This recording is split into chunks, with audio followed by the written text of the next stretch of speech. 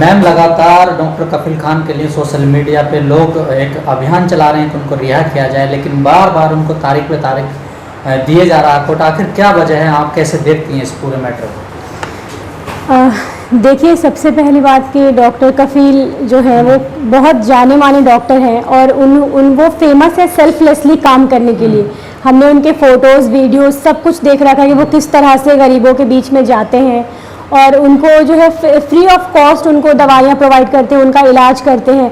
तो इस तरह के एक इंसान के ऊपर NSA जैसा आप इल्ज़ाम, चार्ज लगाते हैं, इसका कोई मतलब नहीं बनता है। अभी हिंदुस्तान की पूरी जनता जो है वो यही समझने की कोशिश कर रही है क्यों उनको अरेस्ट किया हुआ है, उनका जुर्म क्या है।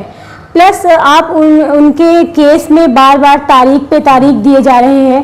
पहले उनकी हियरिंग होनी थी, वो डिले हो गई, पता नहीं किस रीज़न की वजह से।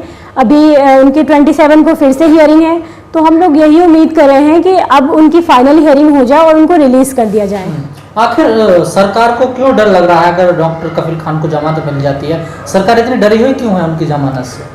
देखिए, सबसे पहली बात कि उनके डर के पीछे सबसे मेन रीज़न ये है कि डॉक्टर कफील ने गोरखपुर में जो है बीजेपी गवर्नमेंट को बहुत बुरी तरह एक्सपोज कर दिया। तो उनको फंसाने का सबसे मेन रीज़न यही है। वो आज जिस भी एक्टिविस्ट को अरेस्ट करें वो सबको भड़काऊ भाषण बोल बोल के अरेस्ट करें, जबकि आप किसी का भी स्पीच सुनेंगे तो वो एक नॉर्मल, जैसे एक स्टूडेंट, एक इंडिविजुअल, जैसे एक इंटेलेक्चुअल को बोलना चाहिए, वो वैसे ही स्पीच है, उसमें कोई भी ऐसी भड़काऊ चीज़ नहीं है। इन्होंने ये स्पीच का जो मुद्दा उठाया है वो शर्जील इमाम के टाइम से इन्होंने यही बोला है कि भड़काऊ भाषण, और अब वो सबको यही बोल के अरेस्ट कर रहे हैं। तो आपको क्या लगता है पीछे सरकार का बहुत बड़ा षड्यंत्र है लोगों को फंसाने का? हाँ बिल्कुल, सरकार का बिल्कुल षड्यंत्र है, वो तो साफ दिख रहा है क्योंकि सेंट्रल गवर्नमेंट भी वही है। यूपी में जो अलीगढ़ यूनिवर्सिटी, वहाँ के जो बच्चे अरेस्ट हुए हैं, वहाँ भी उन्हीं की गवर्नमेंट है।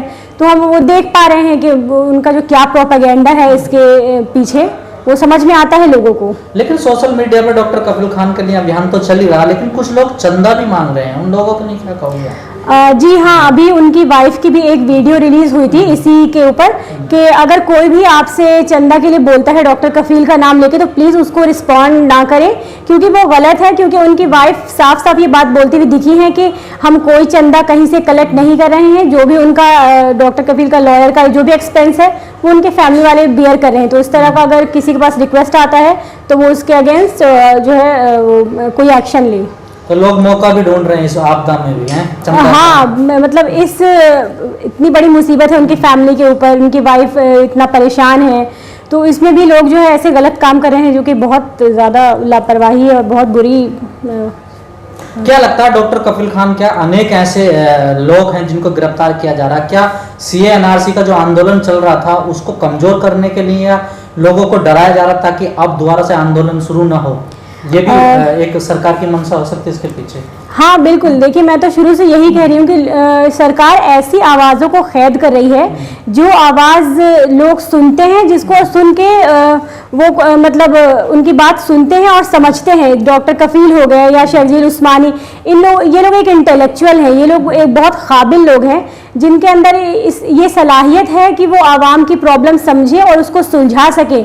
इसी बात से गवर्नमेंट डरती है कि गवर्नमेंट को कोई एक्सपोज ना कर दे, इसीलिए वो ऐसी आवाज़ों को कैद कर रहे हैं। मतलब सरकार को मतलब छुपाने के लिए ऐसी चीजें की जाए। क्या आपको नहीं लगता जो पैंडेमिक देश में इस टाइम चल रहा है, डॉक्टर कफील खान जो हमेशा गरीबों की मदद करने के लिए जाने जाते हैं, इस पैंडेमिक में वो बड़े काम आते, गरीबों की दवाई और जैसी महामारी देश में चल रही है? हाँ बिल्कुल, इसमें तो कोई शक नहीं है क्योंकि वो पहले भी इस तरह का बहुत काम कर चुके हैं। तो मुझे लगता है कि अगर वो अभी मौजूद होते तो वो कोरोना के लिए कोई ऐसा इलाज ज़रूर ढूंढते, या फिर अगर इलाज भी नहीं तो वो लोगों की सेल्फलेसली हर जगह जाकर मदद करते। क्योंकि हमने देखा लॉकडाउन में किस तरह से मजदूर जो है वो सड़क पे भटक रहे थे और बीमारियों से जूझ रहे थे। हॉस्पिटल एडमिट नहीं कर रही पेशेंट को, पेशेंट इतने बढ़ गए, हॉस्पिटल वाले एडमिट करने के लिए तैयार नहीं है। जो पैसे वाले लोग हैं, जो मिडिल क्लास लोग हैं, उनको भी एडमिट नहीं करे, तो आप सोचिए गरीबों की उसमें क्या हालत हो रही होगी।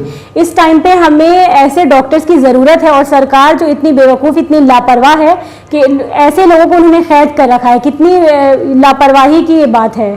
तो आपको लगता है कि डॉक्टर कफील खान को जमानत मिल जानी चाहिए? जैसे कल सुनवाई होनी है, उनकी हियरिंग है, तो क्या जो न्याय व्यवस्था है उस पर भी सवाल खड़े हो रहे हैं क्या आपको लगता है? जी हाँ, सरकार के ऊपर लगातार दबाव बन रहे हैं। जो भी एक्टिविस्ट हैं, जो रिनोन्ड एक्टिविस्ट हैं, वो लोग लगातार दबाव बना रहे हैं। वो ये सवाल सरकार से कर रहे हैं कि उन डॉक्टर कफील को क्यों उन्होंने अरेस्ट किया हुआ है, और सबका यही कहना है कि डॉक्टर कफील को फ्री करिए, उनको रिलीज करिए और उनको बाइज्जत बरी करिए जल्द से जल्द। मतलब 27 को उनकी हियरिंग है, तो उनको रिलीज कर देना चाहिए। लेकिन डॉक्टर कफील खान के अलावा जैसे खालिद सैफी हैं, कहा जा रहा कि उनकी इतनी पिटाई की गई, उनके हाथ पैर बेकार हो गए हैं। आप लोगों ने उनके लिए कई बार प्रोटेस्ट किया, लेकिन जितनी मांग डॉक्टर कफील खान की रिहाई की उठ रही है, इन लोगों को क्यों नहीं उठ रही है?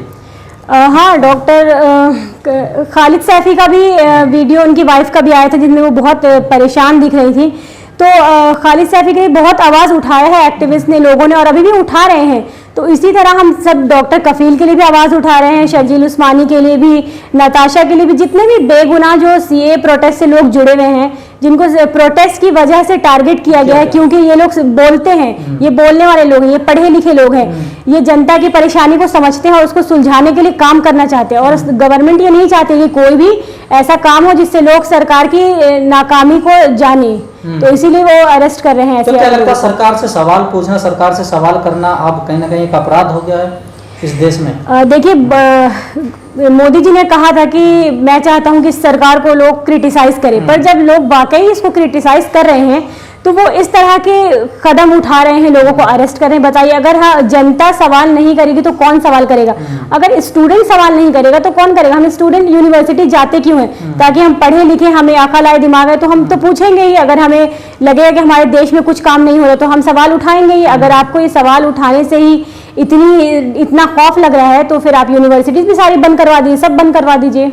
लेकिन लोग तो कहीं ना कहीं कह रहे हैं कि यूनिवर्सिटी या जितने भी कॉलेज हैं, कहीं ना कहीं ये सरकार उन पर हमला कर रही है, निशाना साध रही है।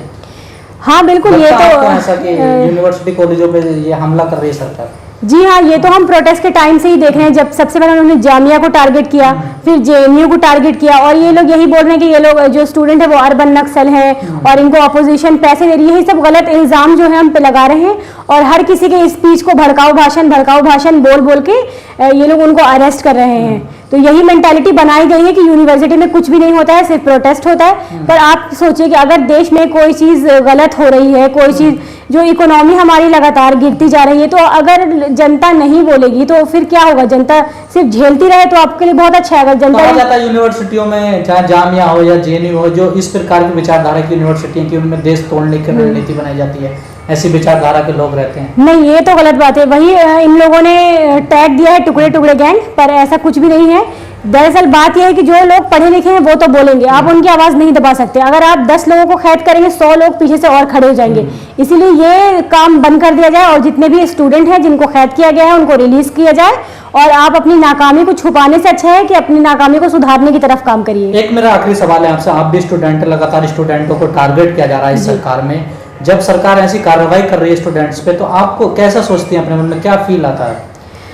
देखिए, कहीं ना कहीं डर महसूस होता है?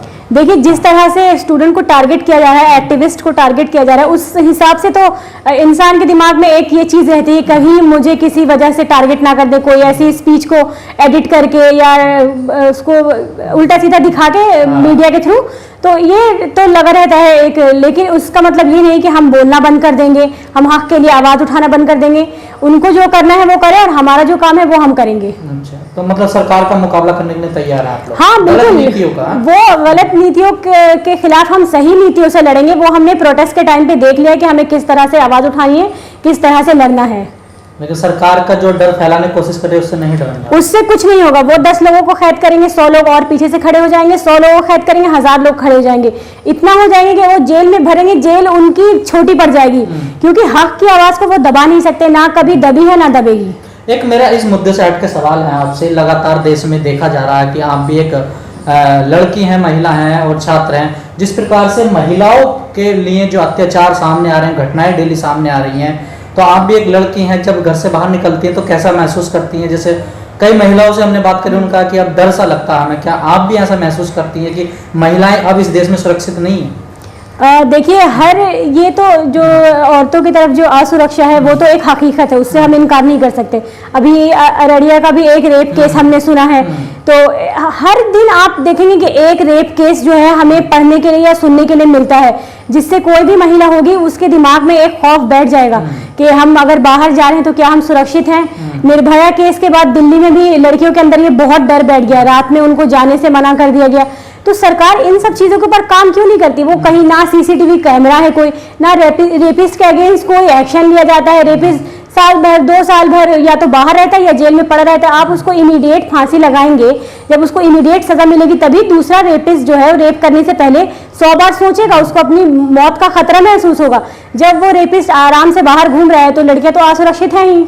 लेकिन मोदी जी ने नारा दिया बेटी बचाओ बेटी पढ़ाओ, क्या वो नारा अब सही बैठता है ऐसे माहौल में? देखिए वो नारा मुझे लगता है बस वो नारे तक ही रह गया है, उसका कोई प्रभाव नहीं पड़ा है, उसके लिए कोई काम नहीं किया गया है, वो सिर्फ एक नारा बन के रह गया है। अगर वो नारे का हम 50% भी उसके लिए हम काम करते हैं अपने देश की लड़कियों के लिए, तो आज हमें हर 2 दिन पे एक रेप केस का सुनने के लिए नहीं मिलता। किसी को जला दिया जाता है, किसी का मर्डर कर दिया जाता है, कि अगर कोई जिंदा बच गई वो बोलना चाहे तो उसको बोलने को भी दबा दिया जाता है, या फिर उसको बोलने नहीं दिया जाता है, उसी के ऊपर उल्टा एलिगेशंस लगाते हैं। तो ऐसे में लड़कियां क्या बोलेंगी? उनको जब इंसाफ ही नहीं मिल रहा है तो वो ना बोलना ही सही समझती है। तो इसमें आप सरकार का फेलियर मानती है या पुलिस फेलियर है इसमें? इसमें ओवरऑल सब फेलियर है। सरकार फेल है तो पुलिस भी फेल है। अगर सरकार ही स्ट्रिक्ट है, सरकार ही काम करने के ऊपर दबाव डालेगी तो पुलिस क्यों नहीं काम करेगी? कहीं ना कहीं पुलिस को कौन कंट्रोल कर रहा है? गवर्नमेंट कंट्रोल कर रही है। पुलिस की भी नाकामी है, पुलिस की भी लापरवाही है, लेकिन ज्यादा जो है वो गवर्नमेंट की। अगर आपने अभी तक हमारा चैनल सब्सक्राइब नहीं किया है तो सब्सक्राइब करें और घंटी का बटन बिल्कुल भी दबाना ना भूलें, ताकि सभी लेटेस्ट खबरें पहुंच सकें आप पे सबसे पहले।